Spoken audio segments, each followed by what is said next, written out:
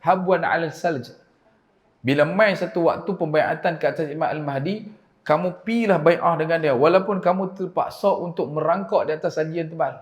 Nabi bercakap ni di Madinah depan para sahabat ridwanullah alaihim ajma'in. Bila Nabi sebut kata merangkak atas sajian, merangkaklah. Sebab kedudukan keimanan dan kepercayaan kepada Nabi SAW tidak ada batas.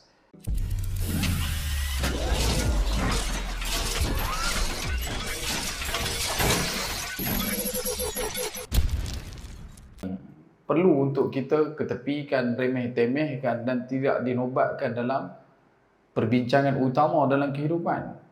Sehingga kan daripada gagasan setiap daripada hadis baginda Nabi SAW bila disampaikan oleh para sahabat ridwanullah alaihim ajma'in, mereka mengkhabarkan kepada kita betapa Nabi SAW pernah beberapa ketika selepas daripada salat subuh, Nabi SAW akan naik ke mimbar. Nabi naik ke mimbar dan Nabi menceritakan tentang kiamat.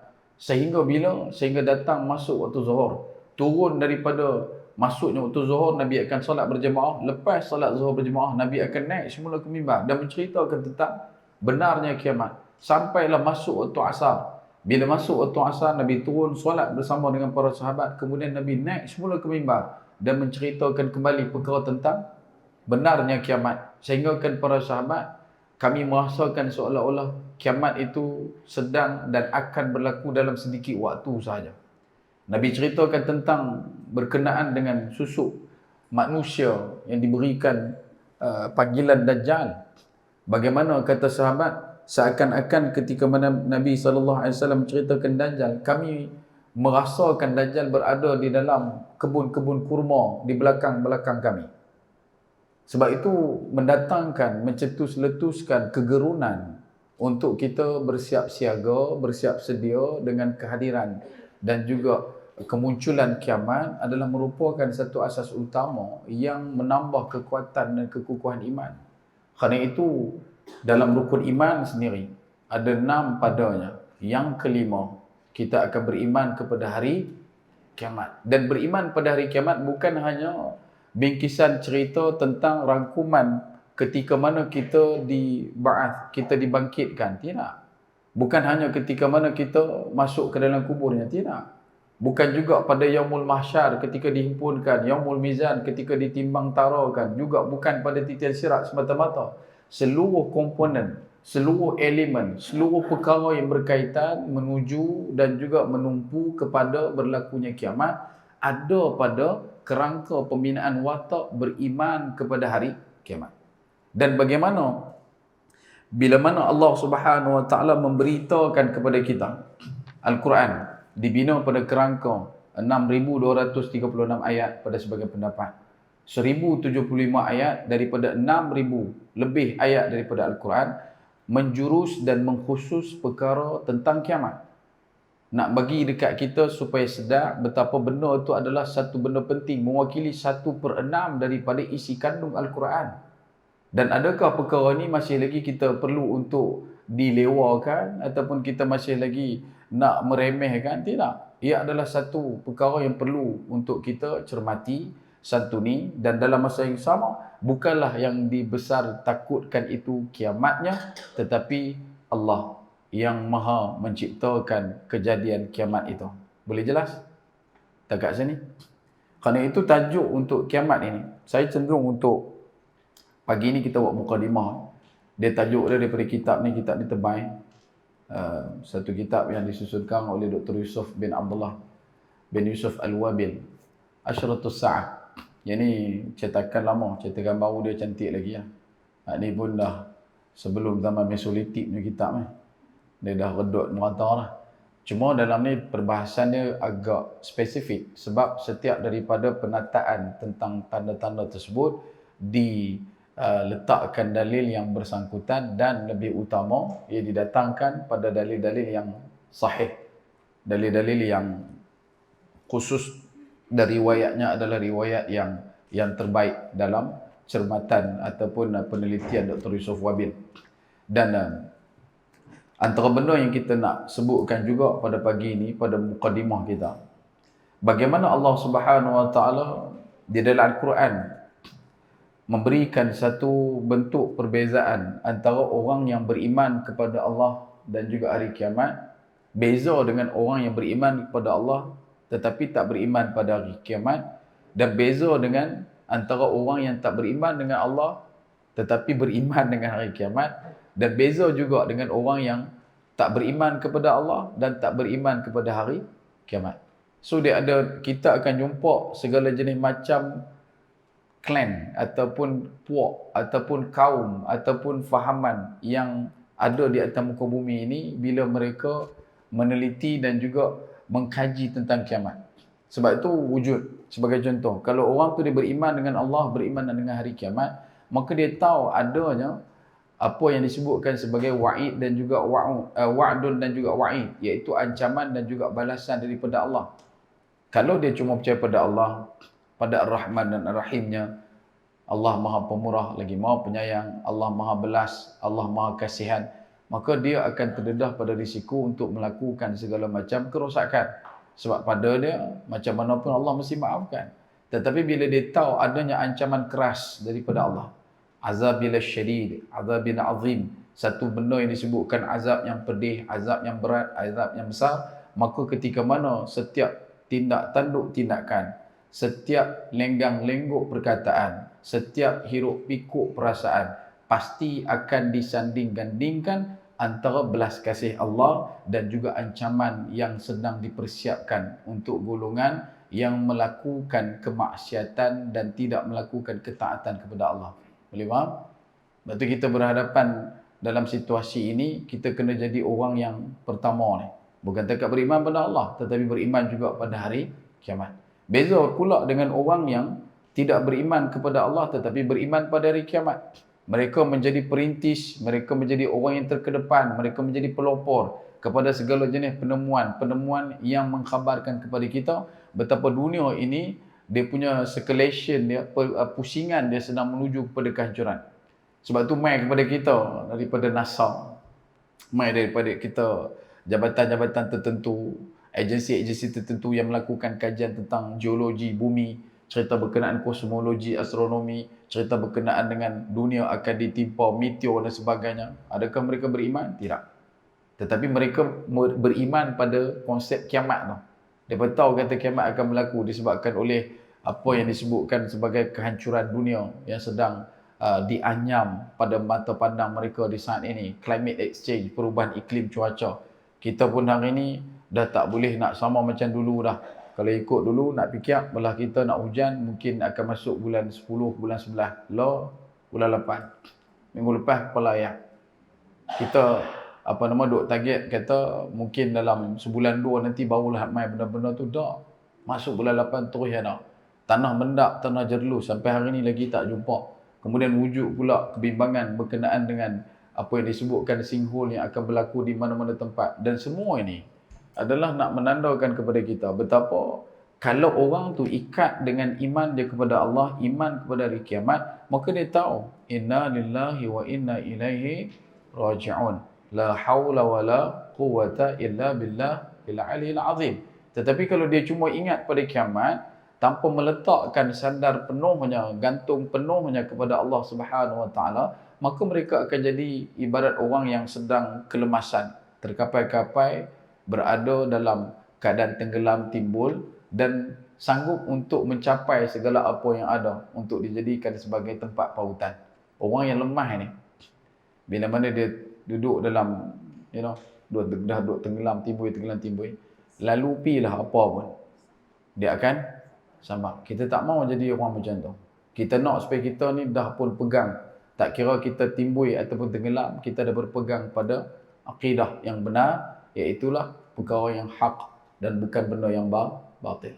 Nanti tuan-tuan akan tengok perbincangan ataupun yang akan didatangkan kepada tuan-tuan bagaimana dimunculkan perkara berkaitan dengan kedudukan negara kita sebagai contoh yang masuk pada lingkaran api Pasifik. Yang ini suka saya sebut pada sekitar 18 Mac tahun 2018 keluar satu keputusan ujian dan juga kajian mengatakan Malaysia yang sedari daripada dulu terkeluar daripada lingkaran api Pasifik, dia ada ring fire. Kalau dulu belajar geografi masa sekolah dulu dia akan ada habaq ada lingkaran api Pasifik tu.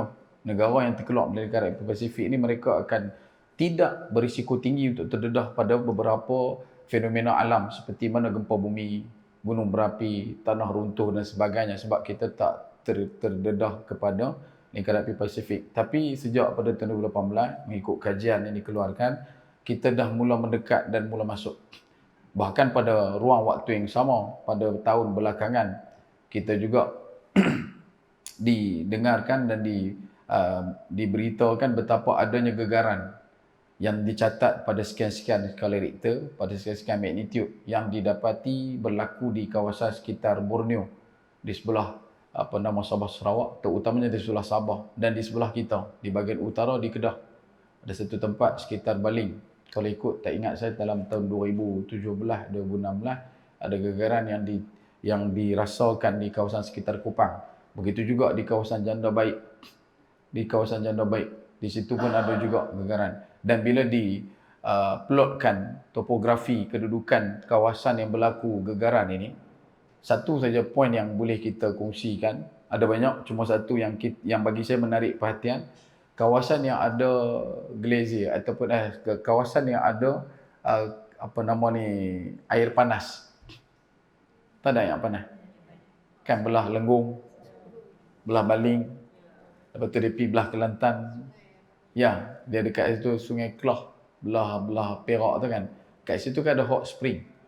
Dekat situ. Dia rupanya benda tu dia boleh berlaku, dia ada hot spring tu sebab bawah tu ada dia punya tindak balas yang aktif. Cuma dia tidak dijelmakan dalam bentuk yang kita faham seperti mana gunung berapi yang biasa. Cuma benda-benda tu ada keberangkalian itu. Dan bila kita ceritakan benda ni, kadang-kadang orang akan terus memeluk gerun itu. Weh, takut gerun tu, takut kehancuran, takut gunung berapi tu. Nak abang kata betapa besar dan benarnya kata Allah, kullu man 'alaiha fan. Betapa tepatnya dan tetapnya setiap daripada kita ni akan hancur binasa. Takkan mungkin kita nak abang kata kita ni selamat, tenteram, aman dan sebagainya tanpa ada ancaman yang berlaku di keliling kelalang kita. Maka dengan adanya kajian yang dibuat itu, kita dapati ada risikonya di situ. Cuma bukanlah berlaku dalam sedikit masa. Ada sebagian orang kata dia akan mengambil masa kurang lebih dalam ratusan tahun sebelum adanya benda tersebut. Tetapi macam saya sebut di awal tadi, ia tetap berbalik pada paksi utama, kaf dan nun Allah. Kun. Yang tu yang kita nak kena faham. Dan lebih utama lagi, perbahasan berkenaan hari kiamat ini. Dalam Al-Quran, Allah Subhanahu Wa Taala sanding-gandingkan namanya pada kalimah beriman kepada Allah dan hari kiamat sebanyak 26 kali. Nak abang kata apa? Nak abang kata benda tu penting kan? Tuan-tuan tengok pada berkenaan dengan masjid. Okey? Ada banyak masjid dalam dunia. Dalam Quran Allah Ta'ala sebutkan kalimah Masjidil Harami ilal Masjidil Aqsa. Nak memberitahukan kepada kita apa? Nak menandakan kepada kita apa? Nak menyatakan kepada kita apa? Nak abang kata Masjidil Haram, Masjidil Aqsa ada nilainya. Ada kedudukannya, ada kemuliaannya, ada penghormatannya di situ.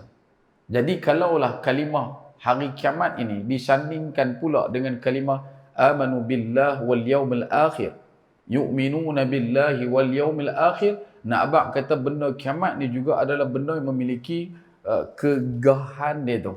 Dia punya besar dia tu, dia punya keutamaan dia tu. Dan mesti benda tu penting. Kalau tak penting, kenapa nak dinobatkan sampai 26 kali? Kerana itu benda ni adalah satu keterdesakan dan gegasan kepada kita. Kita perlu bergegas untuk mengambil intipati dan saripati yang ada, kita hirup dan kita jadikan sebagai panutan dan patuhan dalam kehidupan supaya tidak menjadi orang yang ghaflah. Tak menjadi orang yang ghaflah. Ya?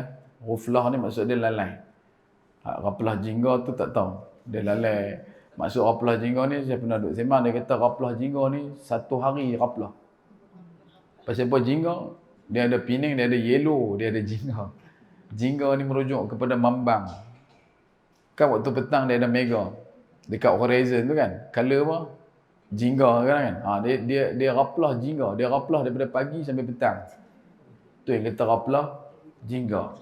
Sebab tu dia main jadi mula sebelum Raplah Jingga dia nama dia Cempera Kola. Pasal apa Cempera Kola? Dia ni betul-betul sintang.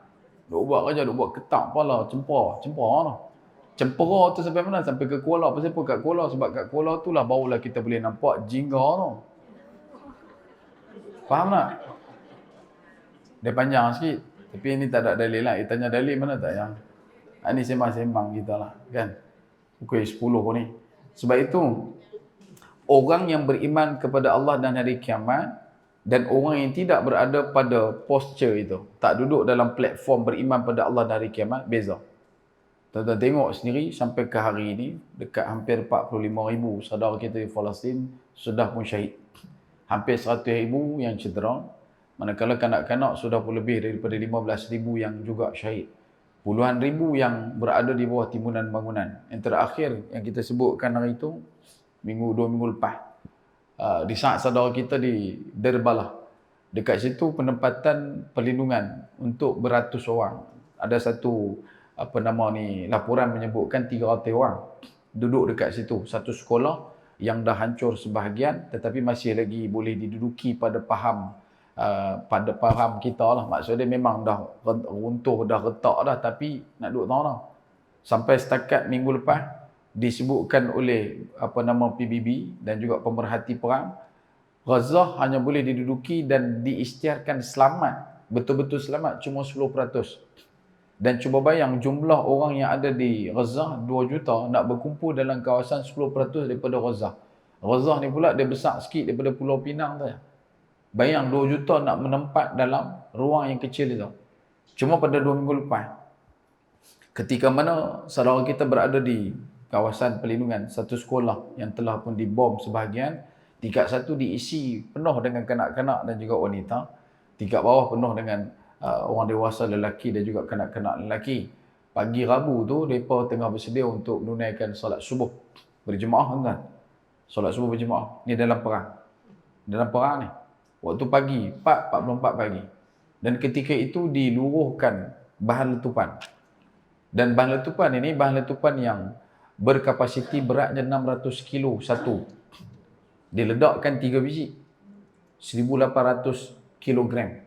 Sepanjang daripada 7 Oktober sampailah ke hari ini, hari ini 27 Ogos, dicatatkan dalam laporan lebih daripada 85,000 tan bahan letupan telah diledakkan, diletuskan di tanah Gaza. Dan ini lebih daripada 3 kali ganda satu letupan yang pernah berlaku di Jepun, Nagasaki dan Hiroshima. 3 kali ganda. Hiroshima, Nagasaki tu dia punya letupan tu pun dah mencapah begitu jauh dan begitu besar radius dia tu untuk sekali letup. Yang ni daripada 7 Oktober sampai ke Ogos lebih daripada 85,000 tan. Pandang mereka kepada kapal terbang tak sama macam kita. Kita punya pandang kapal terbang, kita pandang helikopter terujar. Nampak kapal terbang kita nak fikir, bilalah aku nak pergi umrah. Bilalah nak pergi haji.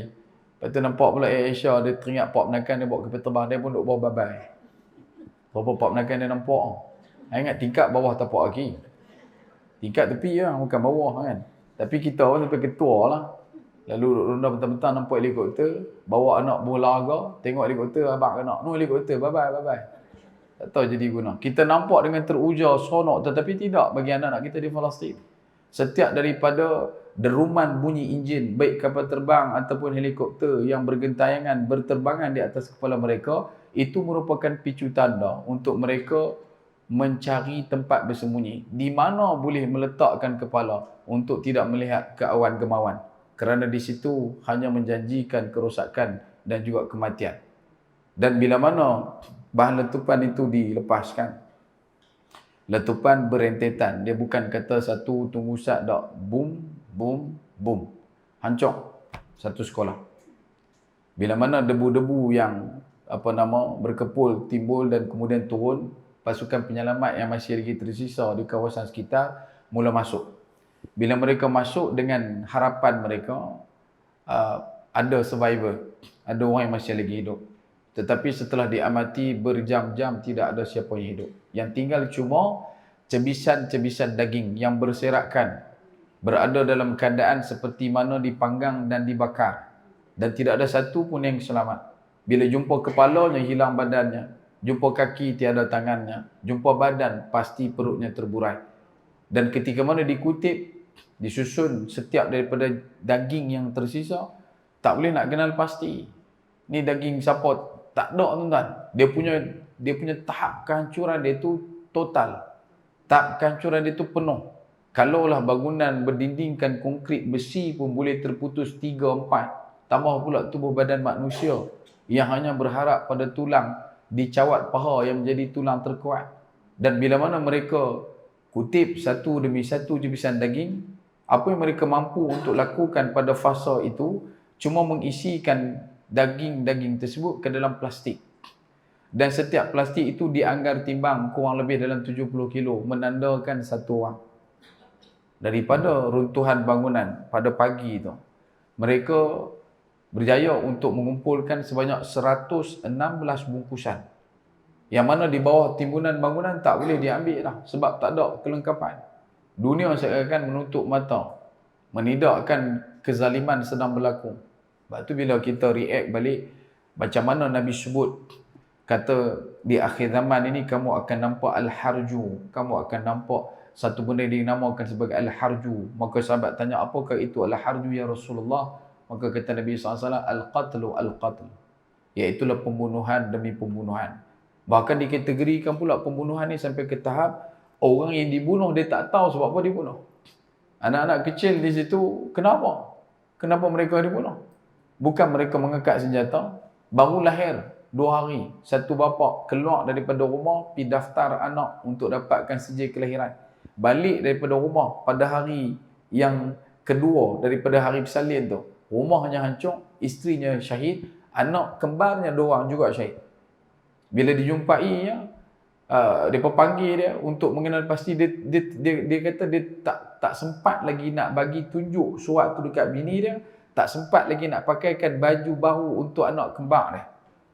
Jadi kalau ada orang kata berkenaan macam mana orang Palestin boleh bangkit menentang, tuan-tuan, ibu dan ayah dibunuh depan mata, anak dan isteri dibunuh depan mata, ahli keluarga dibunuh depan mata. Adakah tuan-tuan mengambil masa sampai 4 tahun untuk menggalas senjata nak menuntut pembalasan? Dah on the spot terus dia akan pergi. Tetapi mereka lebih kuat daripada kita. Mereka lebih kuat daripada itu. Walaupun diberikan ibtila, dia punya ujian yang begitu berat, namun mereka tetap mengucapkan kalimah alhamdulillah, hasbunallah wa ni'mal wakil. Beza dengan kita. Beza dengan kita. Sebab itu hari ini kita faham konsep kemerdekaan. Kita merasakan Gaza lah yang dijajah, padahal yang dijajahnya adalah kita. Kita yang bukan Gaza ni lah yang dijajah. Yang merdeka sebenarnya adalah Gaza. Sebab mereka, hidup mereka mulia, mati mereka syahid, dan mereka berada dalam nikmat tertinggi di sisi Allah Subhanahu Wa Taala. Sebab itu bila kita sebut tentang perkara demikian, bagaimana orang yang tak beriman kepada Allah dan hari kiamat memperlakukan ke atas semua manusia. Dia bukan kata dia buatkan orang Islam, ya, mana-mana orang. Sebab dia pun tak percaya ada janji balas Allah SWT. Dia pun tak percaya adanya hukuman daripada Allah SWT. Mereka tak percaya pun adanya kiamat. Mereka tak percaya pun adanya hari kebangkitan. Mereka tak percaya tentang soal kubur. Mereka tidak percaya kepada mizan, titian, sirat. Jadi apa yang mereka lakukan pada hari ini adalah disebabkan oleh tindak tanduk yang berdasarkan dan berasalkan ketidakimanan mereka kepada Allah dan hari kiamat. Sebab itu ideologi dan juga fahaman seperti ini perlu untuk kita sekat. Jangan masuk ke dalam faham anak-anak kita, tambah pula faham kita. Konteks yang lain juga, mereka juga mengiyakan betapa bumi ini akan hancur. Glacier di kawasan kutub utara sudah mencair, bumi akan mengalami kenaikan paras air yang tertinggi. Tsunami yang dicatatkan 2004 adalah merupakan tsunami yang paling besar, tetapi yang akan datang ini akan lebih besar daripada itu. Tsunami yang berlaku disebabkan gegaran gempa bumi yang berukuran cecahnya sampai 9 skala Richter, menyebabkan lapisan tanah plat tektonik di dalam dasar laut bergerak, dan kemudiannya disebabkan gegaran Gegaran gempa bumi, plak tektonik itu bergeser dan menyebabkan tsunami. Yang tu pun dah mengakibatkan ratusan ratusan ribu orang terkena dia punya bahana dia. Maka yang ke depan nanti akan lebih besar. Kita baru ditunjukkan skala Richter 9. Kita belum berdepan dengan 90 skala Richter. Macam mana yang Allah Ta'ala betulkan dalam kalimah surah Al-Zalzalah. Idza zilzilatil ardu zilzalaha wa akhrajatil ardu asqalaha. Macam mana kita nak hadap satu hari kegoncangan yang nyata goncangnya. Goncangnya menyebabkan kita bukan mencari di mana isteri, di mana ibu, di mana ayah, di mana anak. Tetapi kita duk tanya, wa qala al-insanu ma la. Dan manusia pada waktu tu bertanya apa benda ni. Dia tak fikir pasal anak dia tak fikir pasal bini dia, tak fikir pasal pasangan, tak fikir pasal apa-apa. Kerja dia, harta dia tak fikir. Dia duk fikir benda apa ni. Tapi pasal goncang tu terlalu kuat, gegarnya terlalu hebat, maka dia cuma berdiri pada titik memikirkan diri sendiri. Dan sebab itu, kelompok ini percaya bumi ini akan sampai pada satu tahap, dia akan hancur lebur. Maka dekat situ adanya plot twist bagi kelompok yang tidak beriman kepada Allah. Mereka merasakan dan mereka meletakkan faham betapa yang akan hancur nanti adalah bumi sahaja. The earth. Yang akan hancur itu al-ard. Sedangkan kaedah adalah al-ardu dalam bahasa Arab bermaksud tempat yang kita pijak itulah al-ardu. Tuan-tuan kutip duit seorang RM5 kita, himpun sampai 4 tahun. Lepas tu dah cukup duit tu buat apa? Buat roket. Pergi mana nak pergi bulan? Tengok boleh buat. Buat roket, pergilah naik bulan. Singgah dulu dekat Gunung Semanggui, RR itu. Lepas tu baru naik pergi bulan. Tuan-tuan sampai di bulan. Sampai ni, dia abang kata kita sudah selamat mendarat di bulan. Baik. Tuan-tuan pijak bulan, bulan jadi al-ardu tuan-tuan. Sebab tu kalimah idza zulzilatil ardu zilzalaha merujuk kepada semua tempat yang mampu pijak. Hari ini kita dicanangkan berkenaan dengan penempatan manusia di planet sekian-sekian. Yang paling evergreen adalah planet Marikh. Daripada kita kecil sampai kita ada anak kecil, planet Marikh tu kan. Bukan kita menempelak, oh hang sembang, hang tak pergi pun. Tak, bukan kita kata usaha tu tak bagi, silakanlah. Orang pergi bulan, silakanlah. Tak ada masalah, silakan. Tetapi bila mana orang menyangka dengan kita buat penempatan di bulan, buat penempatan di Marikh, maka nanti kiamat bumi saja hancur, hang boleh continue hang punya hidup, yang tu adalah kesesatan. Yang tu tak betul.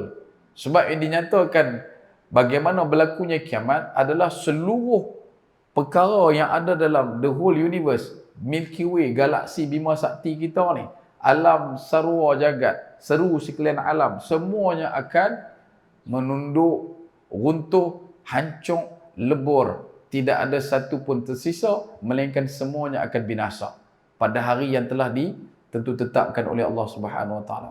Daripada pahaman ini yang kita perlu untuk membentes, antaranya yang selalu saya sebut pahaman YOLO. YOLO ni, you only live once. Kamu cuma hidup sekali. Islam tidak, daripada awal menolak. Kita hidup banyak kali. Alam roh, alam sulbi, alam rahim, alam dunia, alam kubur. Kemudian kita akan ke alam mahsyar. Ada lagi alam selepas pada itu, alam mizannya, alam siratnya, alam syurga. Dan lepas itu, bila masuk syurga, khalidina fiha abada. Selesai. Adakah selesai? Selesai. Infinity, lebih pada infinity. Jadi kita bukan hidup sekali, kita hidup banyak kali. Yang sekali itu apa dia? Mati. Mati tu sekali.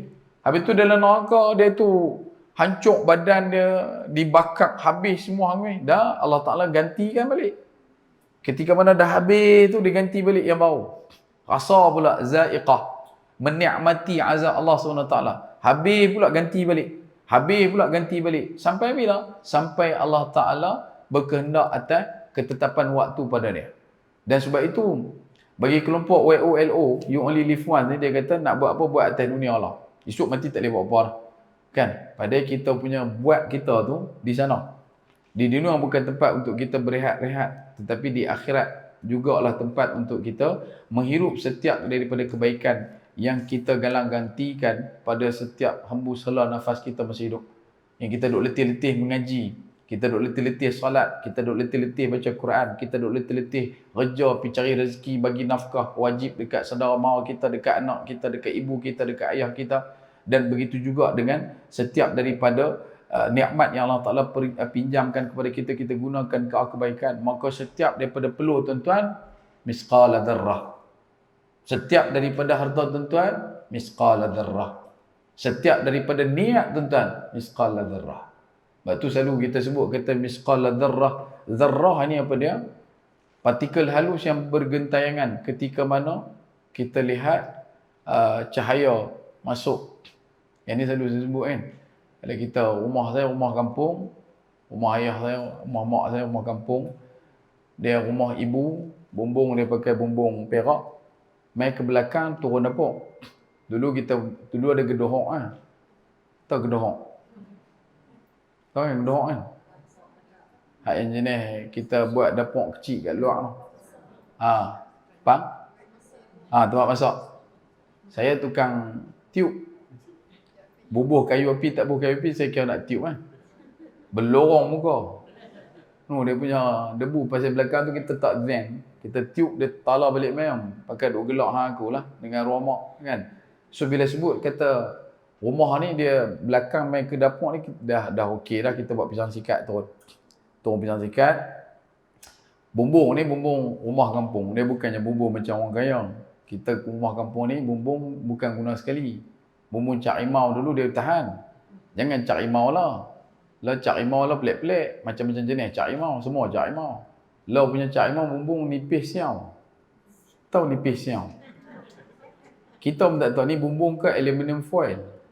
Nak bakar ikan boleh.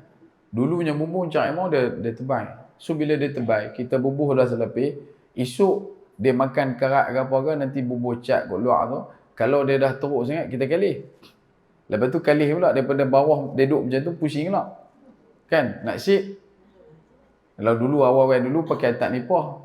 Karang 3-4 mengkawan susun satu-satu atas bubuh atas umur kan. Jadi bila dah kalih-kalih, lubang tempat paku tu dekat alang bumbung tu kan. Dia punya lubang tu akan berubah. Dia lari 2-3 hun. Jadi bila lubang tu dah terdedah pada ruang, cahaya matahari masuk, dia masuk ke celah tu kan. Tu nak sampai tajuk.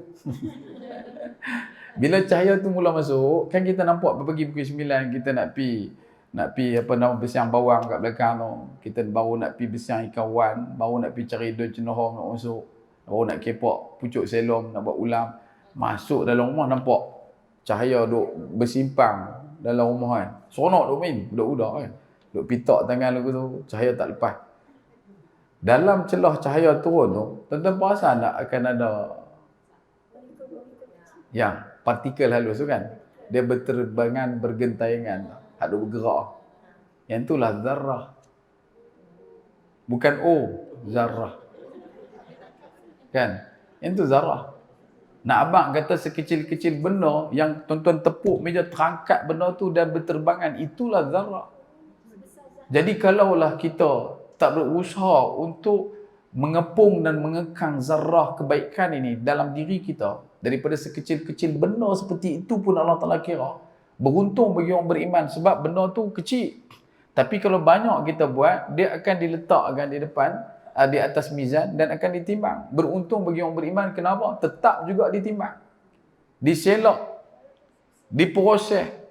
Dia akan pelesuh habis kita punya tubuh badan, cari tak mana hujung jari dia ni ada buat baik tak? Ada, jumpa 2-3 zarrah. Maka akan dikutip, ditimbang, dikutip, ditimbang sampailah membukit zarrah-zarrah tersebut. Maka perkara itulah akan dijadikan wakil untuk kita mendapat pahala. Berbeza dengan orang tak beriman. Mereka buat kebaikan sebesar-besar gunung. Kebajikan mereka tidak terhitung. Wajah mereka dikenal di lereng dan juga di gunung. Setiap daripada benda baik mereka buat. Tetapi ketika mana dibawakan industri pahala mereka untuk ditimbang semak di depan Allah Subhanahu Wa Taala, maka mereka Allah Taala nyatakan haba'an manthura. Debu-debu yang berterbangan di hari angin kencang. Ada apa? Nothing. Sepak tung pukul 18. Kosong. Rugi tak rugi? Asas dia main tahun ni. Beriman kepada Allah dan juga hari kiamat. Dan sebab tu kita kena gegaskan kepada masyarakat.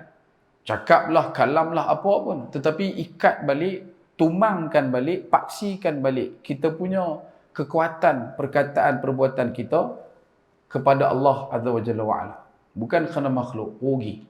Selama ni kalau kita ada pernah buat kerana makhluk, taubat, minta ampun pada Allah. Aku buat ni semua kerana Allah Subhanahu wa taala. Maka nanti seluruh gudang dan gedung pahala kita akan dipenuhkan di atas timbangan mizan di depan Allah Subhanahu wa taala. Sebab itu tuan-tuan, kelompok yang kita nak sebutkan ini, hari ini dia main dalam banyak kaedah. Dan dia serang daripada segala sisi. Bukan takat serang yang kita duk mengaji, tak. Daripada sekecil-kecil anak sampailah sekilauan emas. Tahu kilauan emas? Semua akan ditentang hebat oleh kelompok-kelompok yang memiliki fahaman yang melakukan lencongan akidah. Sebab tu kita kena bersiap siaga. Dan terpanggil untuk kita bawakan perkongsian berkenaan dengan kitab Asyaratus Sa'ah ini. Kerana yang pertama, dia ada beberapa objektif yang utama. Setidaknya ada 7. Yang pertama, mengetahui sebahagian perkara berkaitan akidah Islam. Seorang Muslim wajib beriman terhadap hadis yang sahih daripada Nabi SAW dalam hal ini, iaitu dalam hal hari kiamat. Antara benda yang selalu juga kita butir betulkan dan lurus selaraskan dalam kandang faham masyarakat kita adalah elakkan diri daripada bersangka bahawa apa yang Nabi khabarkan itu adalah ramalan. Ini adalah tak betul, kesesatan tu. Oh, betul lah Nabi ramal. Semua ramalan Nabi itu betul. Ramalanku benar belaka. Yang tu you case. Itu tak betul. Nabi tak pernah meramal, tuan-tuan. Bahkan Nabi kata peramal itu kazib, pendusta. Siapa yang mendatangi orang yang meramal, ada ancaman dari sisi Allah dan Rasulnya. Maka kita pula dah hidup 1400 tahun lepas daripada hijrah Nabi SAW, tiba-tiba kita kata, oh betul lah ramalan Nabi. Dah, Nabi tak pernah meramal. Nabi cakap tu benda yang betul jadi. Cuma kita ni, kita tak ambil terus daripada Nabi. Kita tunggu dulu apa kata Nasar. Nasar kata apa? Nasar kata, tak ada bukti pun. Bukan dia. Nampak tak mangkang tak mangkang? Boleh faham tak? Sebab itu ketika mana pagi tahun 10 kenabian, ketika mana Nabi dan juga seluruh keturunan Bani Hashim dan Bani Muttalib berada dalam pemboikotan umum selama 3 tahun. Daripada awal Muharram tahun 7 kenabian sampai ke tahun ke-10 kenabian. Pagi itu datang 5 orang lelaki yang tidak beriman. Antaranya adalah Zam'ah al-Aswad, Abul Bakhtari, Mutim bin Adi. Mereka datang ke Kaabah untuk mengoyakkan sahifah, satu perjanjian yang diletakkan dalam Kaabah untuk memboikot seluruh keturunan Bani Hashim. Sahifah tersebut, perjanjian tersebut ditulis dengan kalimah Bismikallahumma la yunakihuhum, la yuba'ihuhum, la yujalisuhum, la yadkhulu buyutahum, dan beberapa perkara yang telah dijadikan sebagai satu perjanjian antara orang-orang kafir Quraisy dengan keturunan Bani Muttalib dan Bani Hashim. Maksudnya, mereka buat perjanjian, mereka letak dalam Kaabah, orang-orang selain pada Bani Hashim, Bani Muttalib tak boleh jual beli dengan orang Bani Hashim, Bani Muttalib, tak boleh menikah dengan mereka, tak boleh duduk dengan mereka, tak boleh masuk rumah mereka. Dan benda tu berlarutan sehingga 3 tahun.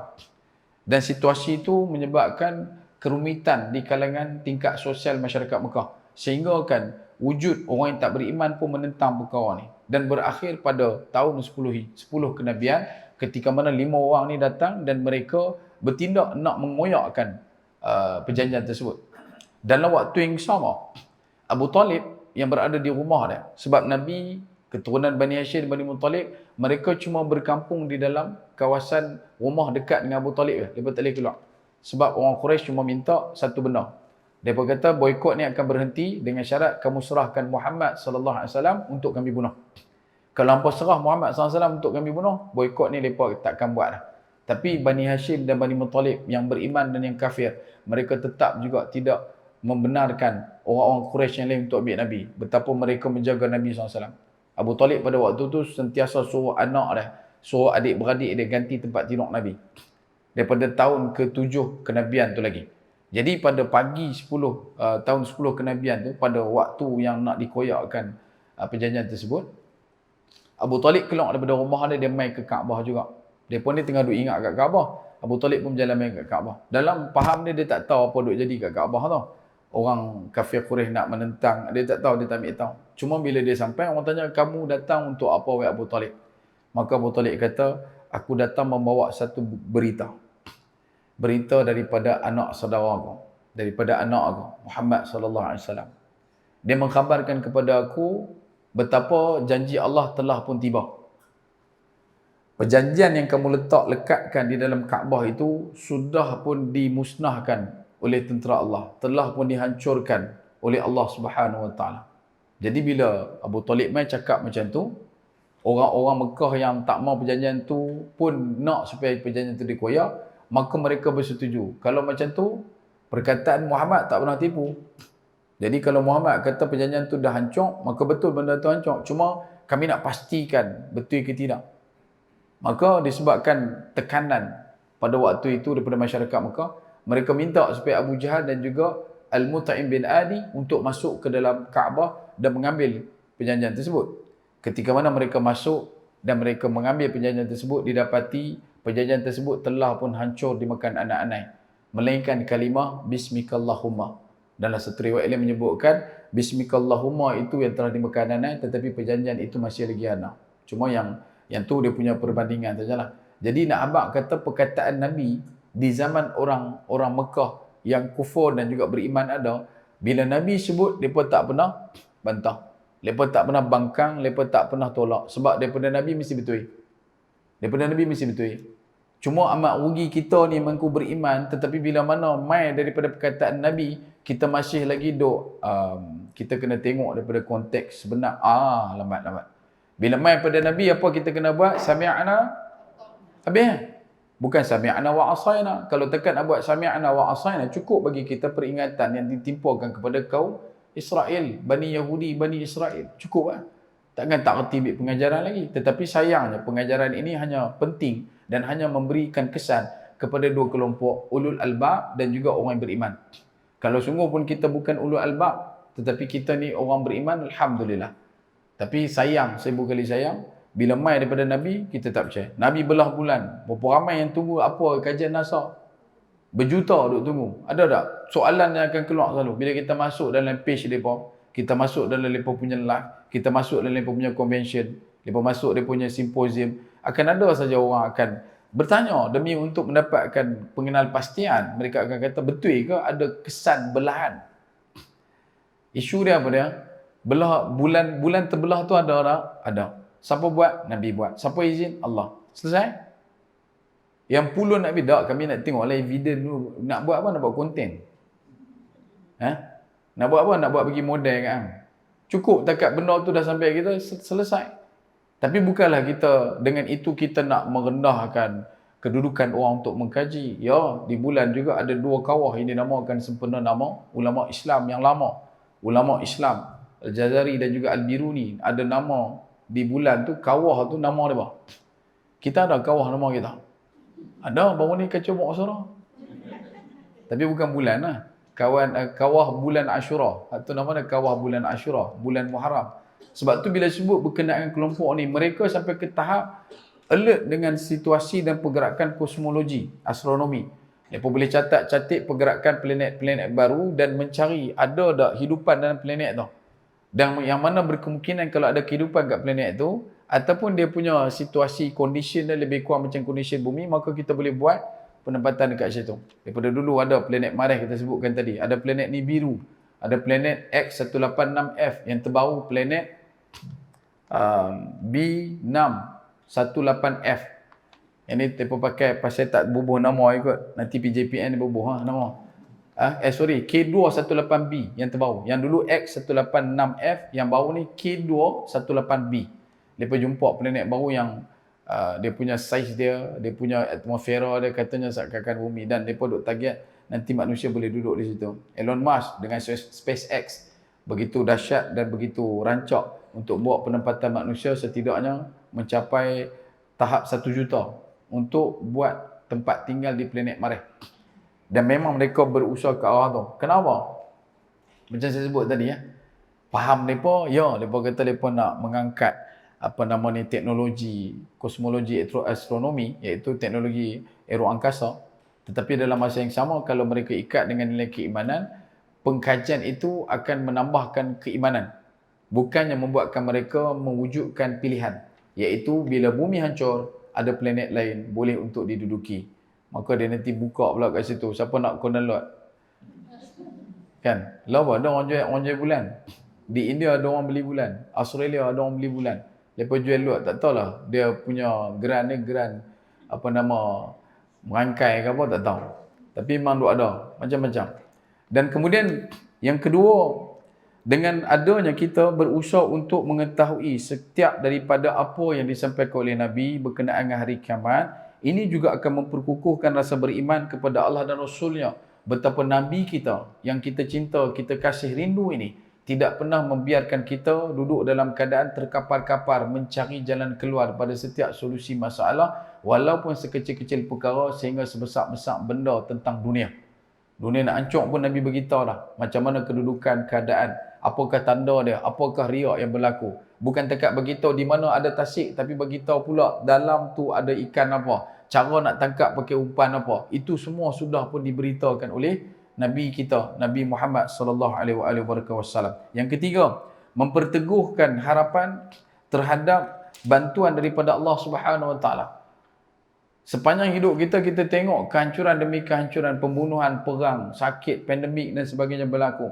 Di akhir terowong ujian dan cabaran ini, kita jumpa secercah cahaya pengharapan yang mana dia akan bertitik tolak kepada tahap pergantungan kita kepada Allah As-Samad. Yang mana kita letakkan seluruh pergantungan kita hanya pada Allah Subhanahu wa taala.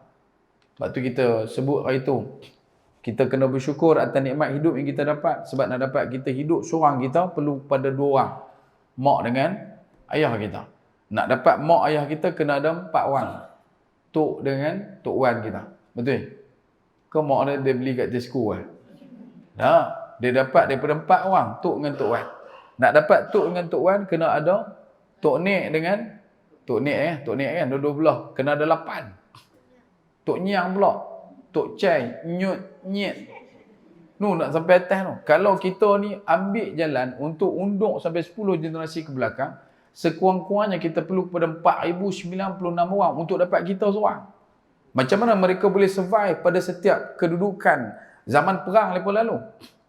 Malaysia 1511 Melaka, 1638 Belanda, 1786 British, 1821 musuh perang bisik, 1821 perang Siam dengan British.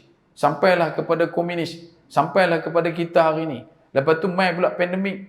Lepas pandemik ni sampai law. Dan survival yang ada tu meneruskan legasi keturunan. Dan kita masih lagi rasa, aku tak ada siapa sayang aku. Sepak dengan extinguisher, rantau. Tak ada sayang lagi. Yang 4,000 sebelum hang tu main kat mana?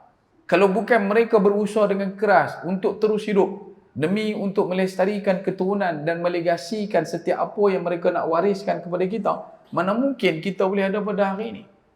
Sebab tu kita sebut sikitlah bab kemerdekaan. Tok nenek kita dulu, negara kita lah kan masa tu kan, negara mereka pada waktu itu dijajah, tetapi jiwa mereka merdeka. Sebab mereka nampak jalur jalan membawa anak cucu cicit keturunan mereka menuju kepada Allah dengan lebih mudah, lebih aman, tenteram. Disebabkan susah payah mereka menumpahkan setiap daripada titis peluh dan juga tumpah darah, membuatkan kita pada hari ini boleh senang, lenang, tenteram, aman untuk meletakkan dahi hina kita ini di atas sejadah, melakukan ibadat.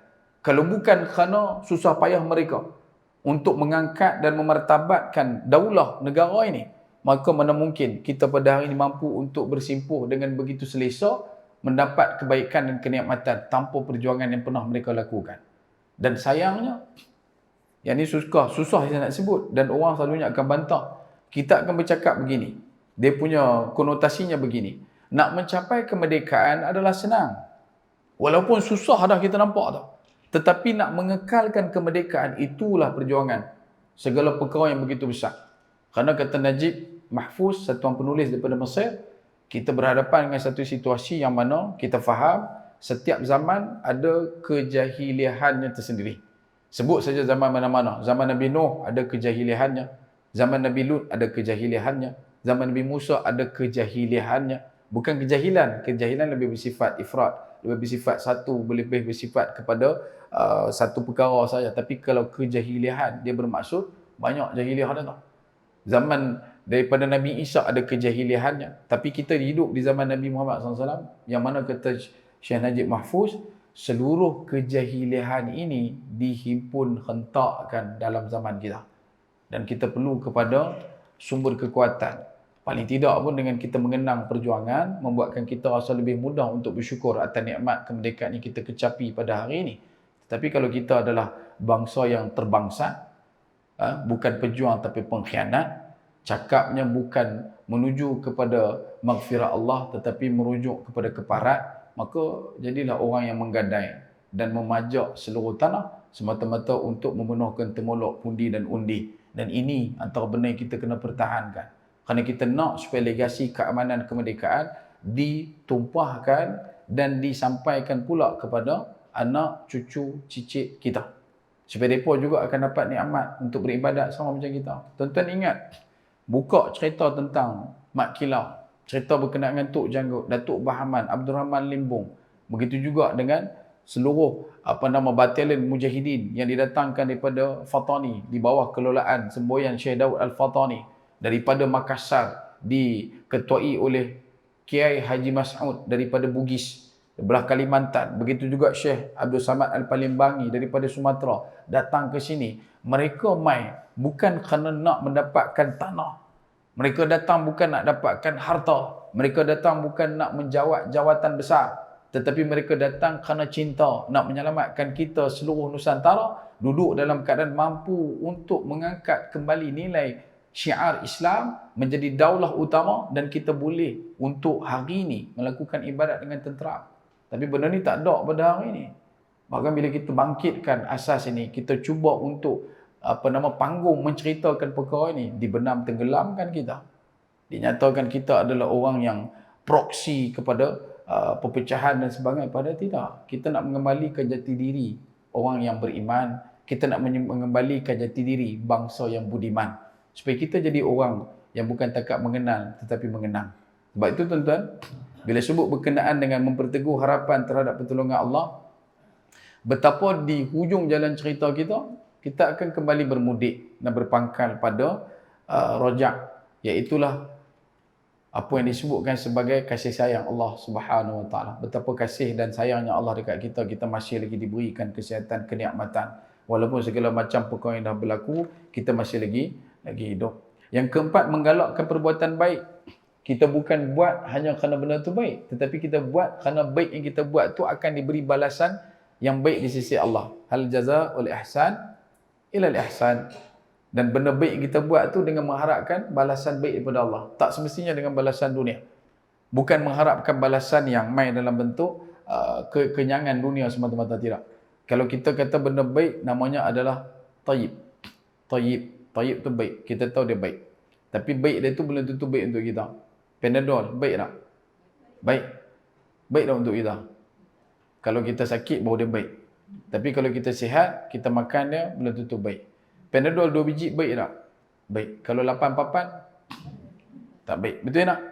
Pada asal dia tayyib. Tetapi dia boleh menjadi tidak baik pada kedudukan tertentu. Lepas tayyib, dia akan jadi khair. Apa itu khair? Bukan takat kita tahu dia baik, dan bukan takat kita tahu fizikal, dia punya karakter dia baik, tapi kita dapat baik daripada benda tu. Kita dapat kebaikan daripada tu. Kita tahu air. Air kita tahu. Baik dah air, air adalah baik. Air tu baik. Tapi apa baik yang kita dapat? Kita minum air tu. Apa baik yang datang? Hilang dahaga. Itu baik dah. Yang tu namanya khair. Lepas pada khair, dia akan main satu lagi namanya ma'ruf. Apa itu ma'ruf? Kita tahu ini air baik, itu tayyib. Kita minum air hilang dahaga, itu khair. Kita minum, kita pegang dengan tangan kanan, baca bismillah. Maka itu jadi ma'ruf. Kenapa ma'ruf? Sebab akan dapat balasan pahala atas benda baik dan kebaikan minum yang kita minum tu tadi. Boleh faham? Lepas daripada ma'ruf dia akan naik satu lagi, iaitu namanya adalah ihsan. Ihsan ni kita buat, kita tahu air ni baik, kita minum untuk hilangkan dahaga, itu baik. Kita baca bismillah, itu baik. Ihsannya adalah bila mana kita dah minum, maka dengan kekuatan kenyang kita, dahaga hilang kita, maka kita teruskan dengan baca Quran, sambung mengaji, kita pi solat, kita buat benda-benda yang lebih baik. Itu namanya ihsan. An ta'budallaha ka'annaka tara fa illam takun tara wa innahu yara. Dan tingkat tertinggi namanya adalah hasanah. Bukan hasanah Betty Ramli, itu jiran kita. Ni hasanah. Apa hasanah? Setiap daripada benda tu, daripada sekecil-kecil molekul yang ada, semua Allah Ta'ala bagikan hasanah. Rabbana atina fid dunya hasanah wa fil akhirati hasanatan wa qina azabannar. Setiap daripada benda yang kita duk lalu tu, daripada mula kita minum tu, cawan kita pegang tu, tangan yang kita angkat tu, semuanya adalah benda yang dikatakan sebagai kebaikan yang tertinggi, mendapat balasan di sisi Allah Subhanahu Wa Taala. Dia punya calculation dia adalah ikutlah. Ada 10, ada 700 kali ganda, ada 1000 kali ganda, ada lebih pada 1000 kali ganda, terpulang. Kerana ia tetap juga kembali kepada penarafan Allah Azza wa Jalla wa Ala. Yang kelima, yang ini susah. Melakukan persiapan rapi. Bila kita dah tahu dah tingkat-tingkat perjalanan tanda kiamat tu, kita dah tahu dah apa rentetan fenomena yang akan berlaku. Kita dah tahu dah di mana tempat tu akan muncul. Kita dah tahu dah apa tanda yang akan mengikat pada tanda yang lain. Bila sebut kata kemunculan Al-Mahdi, kemudian akan ada munculnya Dajjal, kemudian turunnya Nabi Isa, kan ada dia punya connection dekat situ. Maka ia akan membuatkan kita berusaha untuk melakukan persiapan rapi menghadapi fitnah besar. Apa persiapannya?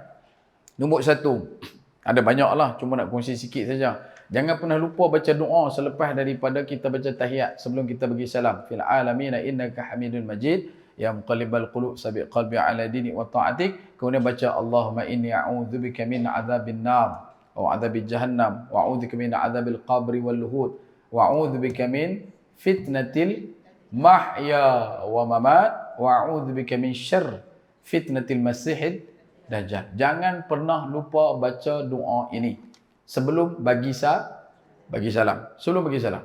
Setidaknya setiap solat fardu. Kalau boleh setiap solat. Tak kira solat apa pun. Kalau tak boleh juga solat, baca saja doa ni bila-bila masa kita nak baca. Sebab dekat situ ada satu fitnah daripada azab daripada neraka. Azab neraka susah tuan, berat. Azab neraka pedih. Azab neraka dahsyat. Azab neraka cukup besar.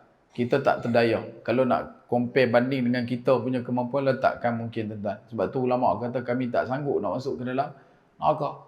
Kemudian yang kedua, apa yang disebutkan azab kubur. Azab kubur juga satu benda yang nyata. Bila mana disebutkan dalam satu hadis, datang malaikat bertanya soalan, tak mampu menjawab, maka dia akan hentak kita dengan mirtaqah minal hadid, yang dikatakan penukul daripada besi yang berantai bainal azanain, di antara belakang dua telinga. Kemudian bila mana dihentakkan penukul tersebut, maka akan terjerumus kita, tersungkuk kita, terbenam kita, terjerumus kita masuk beberapa lapis kedudukan, dan kemudian akan ditarik naik, ditanya lagi dan ditanya lagi dan ditanya lagi, dan begitulah rentetan yang berterusan. Kerana itu bila mana kita tahu betapa adanya situasi itu yang pastinya benar berlaku tuan-tuan, maka kita bersiap siaga pada hari ini untuk melakukan setiap amalan kebaikan. Setidaknya muncul dengan 3 benda yang terakhir yang selalu kita sebut. Kata cikgu saya, Allah yarhamu, Cikgu Haji Zakaria, dia bagi tahu apa, nak sejuk dalam kubur kena bawa ais. Kita pun duk fikir masa tu budak-budak, nak kena order lori Atlas lah. Masa tu Atlas ada pun jual kan, law macam-macam dah kan. Dulu Atlas. So kena tonggek cikgu. Dia kata bukan air tu. Yang pertama anak soleh. Yang kedua ilmu manfaat. Yang ketiga sedekah jariah. Sedekah jariah. Bukan pergi cari maklum jariah pergi sedekah kan. Tu boleh juga. Cuma nak abang jariah ni dia deras. Kita punya sedekah tu dia main dalam keadaan deras. Dia akan main. Dalam satu hadis Nabi sebut, ada satu hamba Allah yang dipukul. Satu hari ketika mana Dia sedang menjalani hukuman, tiba-tiba malaikat tak pukul dah. Bila malaikat tak pukul, dia kali tanya malaikat, "Oh, tak pukul ya?" Tu punya kemas. Dia kata, "Awak berhenti pukul ya. Sejak mula aku check in sampai ke hari ni duk kena pukul ni. Tak pernah berhenti. Hari ni awak berhenti pula. Masalah. Minyak tak cukup ke apa kan? Pasal awak berhenti." Malaikat tak tengok dia, malaikat memandang dengan mengatakan, sesungguhnya mana mungkin akan ditimpakan hukum ke atas kamu, sedangkan di atas dunia ada orang yang sedang mendoakan kepada ibu dan ayah dia. Sebab tu penting baca doa Rabbirhamhuma kama rabbayani saghira. Itu kata Syekh Muhammad Al-Ghazali, tanda sifat orang soleh, dia tak pernah tinggal doa ni. Dia tak pernah tinggal doa ni. Nak jadi orang soleh, nak jadi anak soleh, nak tahu orang tu soleh tak soleh, tengok intipati ni, karakter dan juga penanda aras ini, iaitu dia tidak pernah meninggalkan doa Rabbirhamhuma kama rabbayani saghira. Dan benda ni juga saya sebutkan kepada saudara baru, mualaf kita. Yalah, mereka main dalam keadaan letih, sedih tuan-tuan. Mak bapak mereka tahu tidak beriman ketika meninggal dunia pada faham mereka. Tapi apa yang kita boleh habaq? Rabbirhamhuma kama rabbayani saghira. Minta. Sebab dalam kalimah tu tak sebut pun Rabbirhamhuma kama rabbayani saghira, tu yang khusus kepada bapa Islam dah. Mana-mana mak bapak. Tak kira lah. Untung. Dan tak semestinya orang yang ada anak. Mana-mana anak. Anak murid, anak angkat, anak menakan, kan? Anak tekak dah. Bukan anak tekak je, anak tekak nak doa apa? Tu nak tekak hang. Hak ni yang disebutkan ada kaitan yang dijadikan sebagai anak dalam kehidupan kita. Mereka berdoa, mereka ingat kita. Setiap pada titik tumpah kebaikan, kasih yang kita tunjukkan masa kita hidup dekat mereka, dikenang walaupun dalam secercah minit, milisecond dalam hidup, maka setiap pada mereka kalamkan doa Rabbirhamhuma kama rabbayani saghira, kita menumpang, kita berteduh, kita bernaung kasih pada ayat tersebut. Kemudian yang kelima, melakukan persiapan rapi. Yang itu kelima. Dan sebab tu kena yang kedua. Yang tadi satu, doa kan. Yang kedua, persiapan rapinya kata Nabi SAW, badru bil a'mal. Perbanyakkan amal. Terlalu banyak hadis berkenaan hari kiamat yang Nabi mulakan dengan badru bil a'mal. Bila mana menceritakan tentang kemunculan kiamat, Nabi kata perbanyakkanlah amal kamu. Ada orang yang berpotensi pada posisi Quran, maka banyak kan. Ada orang yang potensinya pada nilai sedekah, maka banyak kan.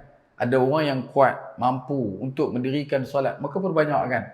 Dia tak mampu pada 3 jaluran ini, maka dia ambil pada jajaran silaturahim. Panjangkan kasih sayang sesama. Duduk dalam keadaan duduk diam dengan meletakkan banyak baik sangka pada orang.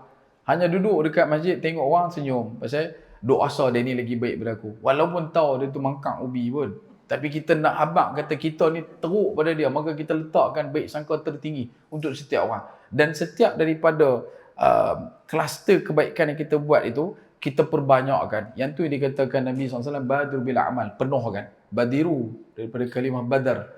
Tala'al badru alaina, badar, maksud badar bulan penuh. Maksud dia bagi lengkap, sempurna penuh. Bila sebut kata bulan badar ni, cahaya dia bukan penuh dia tu je, tapi capah dia. Dia punya, orang kata apa? Hilim kesan dia punya apa? Cahaya tu kan dia mengelilingi. Nampak tak? Dia bukan mengambang, tapi dia punya cahaya tu macam bergemar sikit. Cahaya dia tu mengembang. So biar baik kita tu bukan tekap baik pada benda tu, tetapi memberi kebaikan juga pada keliling. Kita bukan tekap jadi orang soleh. Kita bukan tekap jadi orang musleh, tapi kita mencipta dan kita mencetus islah kebaikan pada setiap orang. Jadi orang soleh ni senang. Pergi sembahyang, pergi baca Quran, puasa, sedekah, settle lah. Tapi kalau jadi orang musleh, dia bukan tekak sembahyang, tetapi dia ajak orang sembahyang. Dia ajak orang sembahyang. Okey? Bukan tekak dia puasa, tapi dia ajak orang puasa. Bukan tekak dia sedekah, tapi dia ajak orang sedekah. Dia raikan, dia encourage, dia galakkan orang sedekah. Itu yang dikatakan musleh. Bila dia dah mula untuk seorang, dua dan akhirnya jadi satu pengislahan. Satu benda yang disebutkan sebagai kebaikan yang mula melekat dan menempel pada orang keliling, maka wujud satu zaman pembaharuan ataupun pembaikan dalam masyarakat. Ini yang kita nak kan. Jangan kita duk fikir, kita kata kita buat baik dengan A tapi dengan B tak mau buat. Sedangkan kadang-kadang berlaku bagaimana, dengan A kita buat baik, orang tak nampak pun baik tu. Tapi dengan B kita buat mangkang, orang nampak benda tu. Jadi kita ni mangkang ke tak mangkang? Mangkang. Jadi kekal untuk buat baik pada setiap perkara. Hidup kita cuma berhadapan dengan pilihan. Pilihannya adalah untuk buat baik ataupun tidak buat baik. Tapi kalau kita memilih untuk tak mau buat baik atau tidak baik, itu juga adalah pilihan. Cuma kalau kita dah diberikan iman, ada Islam, maka kita kena usaha untuk all out pada nilai kebaikan. Setiap hari tuan-tuan nak keluar rumah, hari ni nak buat baik atau buat baik? Hari ni buat baik. Bila buat baik, kita buat kita, orang potong pun, Alhamdulillah. Kan? Kita sampai kat simpan, tuan-tuan keluar potong depan kita, Alhamdulillah. Potong dari sebelah pula, buka tikar, Yarhamkallah. Kan? Dah kita pilih buat baik, kena hold lah, sabar. Kan kita dah tahu dah, watawasau bil haqq, watawasau bis sab. Maka kena ulang sabar. Walaupun masa kereta ketiga tu dah hilang sabar. Kan? Mangkak ubi punya kereta. Dia ni memang betul tut macam-macam dah. Bunyi kereta api. Apa Tom and Johnson dah. Sebab itu bila sebut kata kita ada tempat untuk buat baik, maka teruskan buat baik.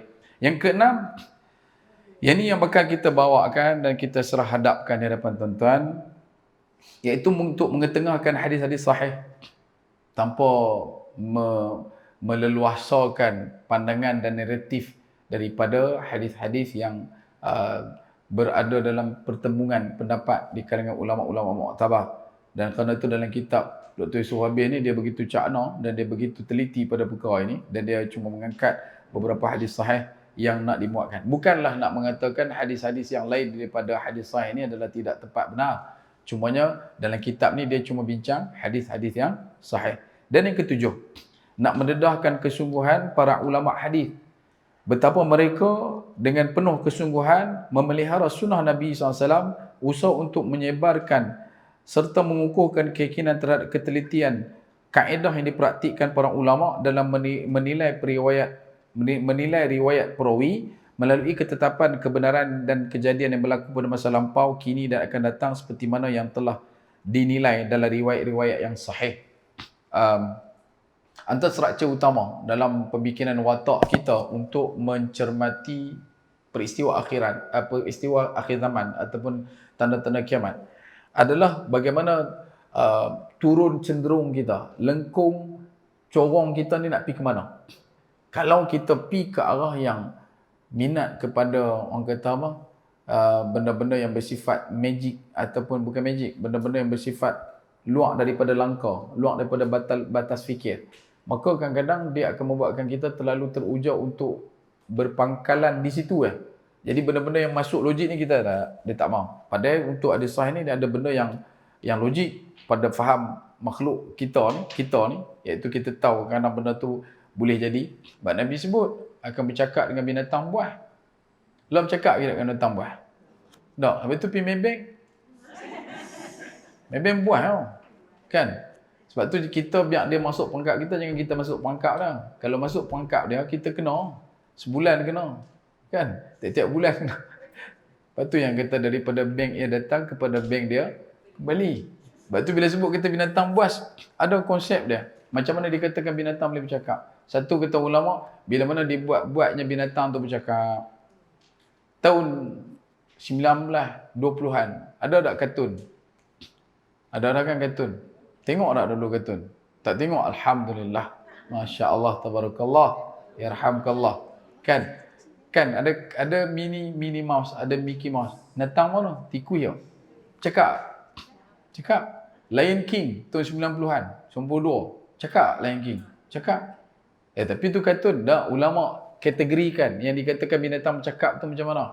Boleh faham tak? Kadang-kadang dia tak bercakap, kita tengok air mata tu sedih. Pasal apa? Nampak air mata. Padahal kita tak tahu dia lepas potong bawang.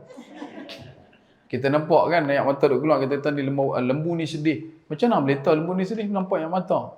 Kita katakan itu adalah berbahasa. Tetapi masuk ke fasa akhir ni, ia datang dalam bentuk yang lebih maknawi. Dia datang dalam bentuk yang betul-betul jelas. Dia bukan main dalam bentuk kiasan, tidak. Dia main dalam bentuk yang kita akan dapati boleh bercakap dengan binatang. Kerana apa? Ada satu lagi riwayat yang Nabi kata bukan dekat binatang, pokok kayu nanti sembang hang. Tapi bukan law nanti. Tapi kalau law ni kalau tengok kita sembang dengan pokok tu naya, hak tu kiamat dia, bukan kita. Boleh faham tak? Ada tak orang nak sembang pokok lah? Ada? Ni saya sembang dengan besi. Boleh faham tak? Nak abang kata apa nama ni, penataan ataupun kerangka koordinasi kedudukan pada setiap perkataan Nabi sebut tu begitu prolific. Maksud dia khusus, bukan hanya pada satu tetapi pecahannya terlalu banyak. Atau contoh yang kita sebut baru ni berkenaan dengan bermain batu ketika khutbah. Adalah satu hamba Allah tu dia buat post dekat Facebook, dia kata jangan main batu kan. And then kita pun fikir balik, pasal apa tak boleh main batu. Lepas tu bila kita tengok balik, rupanya batu ni dia boleh jadi macam-macam. Dia boleh jadi kereta apa semua, kita habaq tu kan. Jadi zaman Nabi Musa batu bertukar jadi tablet. Batu yang ditulis pada dia jadi tablet. Zaman kita tablet batu macam mana? Tablet ni telefon zaman kita. Sebab tu Nabi kata jangan main batu. Dan kesan enrichment, pengkayaan ni begitu bernilai untuk kita kalau kita faham dengan kedudukan sebagai orang beriman. Sebab tu bila Nabi SAW sebut kepada para sahabat, habwan 'ala salj. Bila mai satu waktu pembaiatan ke atas Imam Al-Mahdi, kamu pilah bai'ah dengan dia walaupun kamu terpaksa untuk merangkak di atas salji yang tebal. Nabi bercakap ni di Madinah, depan para sahabat ridwanullah alaihim ajma'in, dengan kedudukan mereka yang begitu fatana, mereka yang begitu cerdik, bijaksana, mereka yang begitu amanah, mereka juga bersifat mengambil pada sifat Nabi, tabligh, menyampaikan kepada kita. Mereka ambil perkataan Nabi habwan 'ala salj, iaitu Nabi kata merangkak di atas salji yang tebal dalam keadaan ambil depa salji tebal, sini ke ada salji, depa tak gotong. Bila Nabi sebut kata merangkak atas salji, merangkaklah. Sebab kedudukan keimanan dan kepercayaan kepada Nabi SAW tidak ada batas. Mereka percaya sungguh-sungguh dekat Nabi SAW. Mereka beriman dengan perkataan Nabi SAW. Nabi kata merangkak atas salji, merangkak atas salji lah. Bila wallah ta'ala alam, bila main waktu tu memang akan jadi. Sebab tu bila berlakunya apa yang disebutkan tentang salji ni, seluruh dunia ada pernah berlaku dulu. Ketika mana meletusnya gunung berapi Krakatau. Jangan tanya saya bila, saya pun tak tahu. Lama. Dia punya ledakan dan letusan gunung berapi tu, dia punya habuk-habuk tu kan. Dia punya debu tu kan, tutup atmosfera bumi sebahagian besar dunia. Matahari tak boleh masuk. Suhu dunia menurun, menyebabkan adanya tempat yang jadi salji. Bahkan tidak keberatan untuk saya sebutkan, bukan hanya di sekitar Eropah, sampai kepada kawasan Southeast Asia. Dalam kedudukan kita masa tu mungkin masih lagi berada pada pentas Sunda, mungkin yang belum katanya dalam rekod Borneo dan juga Semenanjung masih lagi satu, belum dipisahkan daripada Laut Cina Selatan, belum wujud mungkin pada waktu tu. Jadi akan tiba nanti ke depan situasi dan posisi yang sama, potensi yang sama, yang boleh mengakibatkan wujudnya kecenderungan untuk suhu dunia turun mendadak pada satu kadar waktu yang cepat dan kemudian turun salji. Ini pada prosesnya. Bukan kita nak menempelak kelompok yang bersains dan teknologi kata benda ni takkanlah mungkinlah apalah. Tak. Bukan yang tu. Kita nak abang kata posisi potensi tu wujud dan boleh berlaku pada maklum kita sebagai makhluk manusia biasa. Tapi kalau kita berbalik pada asas utama yang kita sebutkan tadi pada nombor 1 dan nombor 2, kaf dan nun tu lah. Allah Ta'ala kata kun, kun lah, nak sembang. Jadi turun tak salji? Turun di Algeria, titik terpanas di Afrika. Turun salji di Gurun Sahara. Pernah dengar Gurun Sahara? Adalah lagu pun ada sebut Gurun Sahara kan. Bukan Gurun Kedah, Gurun Sahara. Gurun Sahara turun salji. Berjaya untuk duduk selama 40 saat, akhirnya cair. Begitu juga di kawasan utara, daripada kawasan Mekah naik ke atas utara Madinah. Di kawasan sekitar Madinah juga turun hujan batu. Hujan batu. Nak abang kata posisi kedudukan bumi pada waktu tu dah menurun. Dia punya suhu, sebab tu wujudnya hujan batu. Dan nanti dia akan main lagi sejuk sehingga boleh turunnya salji. Di Gunung Kinabalu ada juga salji ketika mana satu ekspedisi dibuat pada kawasan Laban Rata. Embun yang melekat pada daun di atas kem Laban Rata di Gunung Kinabalu tu membeku dan bila angkat jadi sekeping. Dan benda tu bukanlah sampai 40 hari dah, dia main sat-sat sajalah bila suhu terlalu rendah. Sebab itu setiap daripada gagasan yang ditunjukkan oleh para ulama bila mana mereka menakul dan mencerakinkan hadis Nabi sallallahu alaihi wasallam, bagi kita amat baik untuk kita ambil dan kita sedut daripada setiap kebaikan itu, kerana mereka bukan takat meneliti hadis Nabi pada kerangka ilmu hadis, tetapi juga pada ilmu yang berkaitan dengan seluruh perkara. Ulama dulu dia bercakap dia bukan hanya pi ke satu, tetapi dia akan campur semua. Supaya bila kita adanya timbal balik pada semua perkara, kita tak jadi orang yang menskeptikalkan ataupun meletakkan satu faham agama ni ceritanya tentang benda-benda tertentu, tentang sedangkan semua benda, geologinya, astronominya, zoologinya, oceanologinya, semua benda tu ada duduk dalam kerangka nilai iman. Macam mana kita nak tunjukkan kiamat tanpa kita cerita tentang geografi ataupun geologi ataupun geopolitik? Macam mana kita nak cerita? Nabi sebut kata akan berlaku perebutan takhta 3 orang anak raja di negara Arab. Macam mana kita nak abak kata adanya kelompok Yahudi Tailasi di kawasan Asfan yang bakal menjadi ketumbukan tentera membantu dan juga menyokong Dajjal. Macam mana kita tak cerita tentang geografi sedangkan Nabi tandakan akan adanya kembalinya Baitul Maqdis ke tangan umat Islam. Bagaimana diletakkan Syam, bumi Syam akan menjadi fustatul muslimin, pusat pentadbiran pemerintahan orang Islam sejagat. Kalau benda tu tak ada kaitan dengan geografi, sedangkan benda tu untuk hari inilah kita yang pecahkan. Padahal dulu duduk dalam rangka ad-din. Inna ad-dina 'indallahil Islam itu. Seluruh benda semua duduk dalam kerangka itu. Tapi pasal ada orang tarik keluar dan dia buatkan supaya kita boleh tahu, oh ini benda yang tak kena guna dengan agama. Padahal tak. Mana benda yang tak kena guna agama? Sebutkan kepada kita tak mana yang kita tak kena guna dengan agama. Tak ada. Ada orang jumpa dengan Nabi dan dah bermaksiat. Nabi SAW memberikan penjelasan betapa seluruh dunia ni adalah milik Allah. Kalau kamu boleh jumpa dunia ataupun bumi yang bukan milik Allah, maksiat lah. Ada ke? Tak ada. Hatta duduk dalam rumah kita pun, tak ada. Tetap juga milik Allah Subhanahu Wa Taala. Sebab itu, pada posisi yang terakhir ini, nanti kita akan bawakan kepada tuan-tuan dan perbahasannya tidaklah begitu rancak sebenarnya sebab kita akan go through satu demi satu. Dia akan cerita berkenaan dengan kejadian yang berlaku daripada zaman sebelum Nabi SAW, selepas kenabian Nabi SAW dan fasa kebangkitan umat. Setidaknya diceritakan berkenaan dengan serangan Tartar pada sekitar tahun 1258 juga kita masukkan. Dan ada banyak jugalah sebelum nak pergi kepada tajuk-tajuk yang lebih dramatik seperti mana lelaki, perempuan lebih ramai pada lelaki.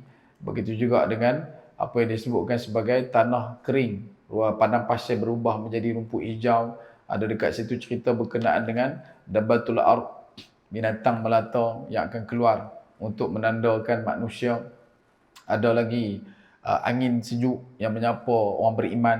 Kemudian angin api yang menghalau manusia untuk berkumpul di satu position yang telah ditetapkan oleh Allah Subhanahu Wa Taala. Wujudnya banyak pasar. Dan Nabi sebut pasar bukan pasar saja, Nabi kata dekat. Bila sebut kata dekat, nak abang kata market tu punya dekat. Sampai dalam poket kita pun ada market.